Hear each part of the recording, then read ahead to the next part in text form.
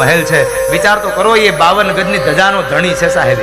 ધોળી ધજા ફર ફરે અને જોતા હૃદય ઠરે. ધોળી ધજાને જ્યાં જોઈ લીધી ને એ સમયે સુદામાના પગની અંદર નવું તેજ આવી ગયું, ચહેરામાં નવી રોનક આવી ગઈ. અને આમ પણ તમે જોજો, કોઈ માણસ વટે માર્ગું જતો હોય, પગપાળા યાત્રાએ જતો હોય, ખૂબ થાકી ગયો હોય, પણ ઘણે દૂરથી જે મંદિરે જાય છે એ મંદિરની ધજા જોઈ જાય ને એટલે માણસનો બધો થાક ઉતરી જાય. કારણ અમે જેની પાસે આવ્યા એ અમારું મંદિર આવી ગયું છે.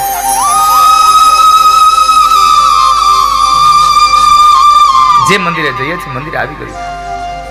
આ ધોળી ધજાને જોઈ અને આનંદનો પાર ન રહ્યો એ સુદામા બ્રાહ્મણનો. વળી પાછા ચાલતા થયા અને બરાબર નગરમાં પ્રવેશ કરે. બધા લોકોને પૂછતા બરાબર ભગવાન દ્વારિકાના નાથના મહેલે આવીને ઉભા રહ્યા છે. દ્વારિકાના નાથના મહેલે આવ્યા ત્યાં બે કથા છે સાહેબ. કોઈ મહાપુરુષ એમ કહે છે કે દ્વારિકાના નાથના મહેલમાં અંદર જવા માટે બ્રાહ્મણોને ક્યારેય કોઈની પરવાનગી લેવી નહોતી પડતી, કોઈને પૂછવું નહોતું પડતું અમારે અંદર જવું છે. અને એક કથા અહીંયા ભાગવતકારે જે સમય પ્રમાણે આ કલી પ્રમાણે એક કથા બતાવી, એ કથા હું આપને વર્ણવું તો બે દ્વારપાળ ઉભા છે. એ દ્વારપાળને આવી અને સુદામદેવ બ્રાહ્મણે પ્રશ્ન કર્યો છે કે ભાઈ, આ દ્વારિકાના નાથની હવેલી આ છે, આ એનો મહેલ છે? હા ભૂદેવ, આ દ્વારિકાના નાથનો મહેલ છે. મહારાજ અંદર છે ને? તો મારે ને મળવું છે. મહારાજ, ભૂદેવ માફ કરજો, અત્યારે અંદર ન જવાય. અત્યારે મધ્યાંતર થઈ, બપોર થયા, અત્યારે ભગવાન આરામમાં હોય, વિશ્રામ કરતા હોય, અત્યારે ન જવાય. તમારે દાન જોઈતું હોય તો હું તમને દાન આપી દઉં. સુદામા બ્રાહ્મણ કહે છે, ભાઈ હું દાન લેવા નથી આવ્યો, હું કનૈયાને મળવા આવ્યો છું. મારે કનૈયાને મળવું છે, મારે કૃષ્ણને મળવું છે. ભૂદેવ અત્યારે અંદર તો નહીં જવા દેવાય. અરે ભાઈ, મને અંદર જવા દો ને, મારે કનૈયાને મળવું છે, હું એનો મિત્ર છું. મિત્ર છું એટલું કીધું ને, ત્યાં બે દ્વારપાળ હતા, એમાંનો એક દ્વારપાળ ખડખડાટ હસી પડ્યો. અરે ભાઈ ભૂદેવ, અમારા દ્વારિકાના નાથને મિત્રોની ક્યાં તાણ છે કે તમારા જેવો દુબળો પાતળો મિત્ર કરે? જરા જુઓ તો ખરા, નથી પૂરા કપડા અને કેટલા દિવસથી ભોજન નહીં કર્યું હોય. મને લાગે છે કે ગરમી તમારા મગજમાં ચડી ગઈ.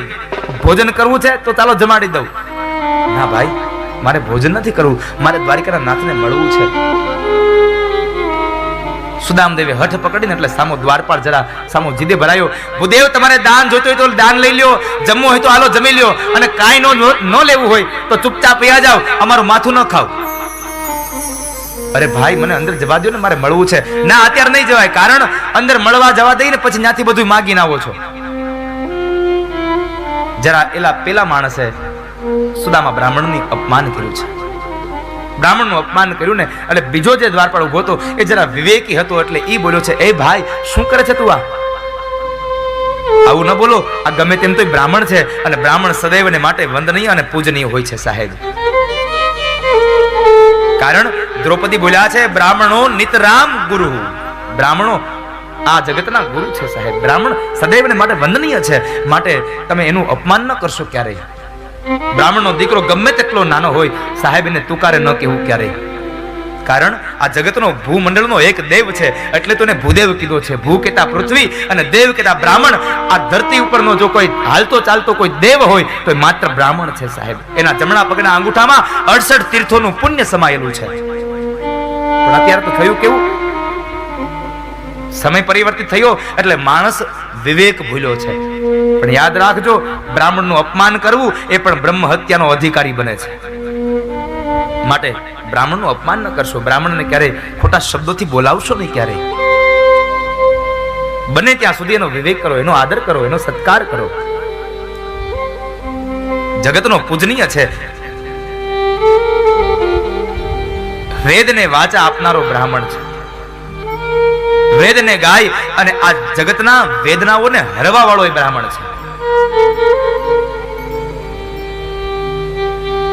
એને અપમાનિત ન કરશો ક્યારેય.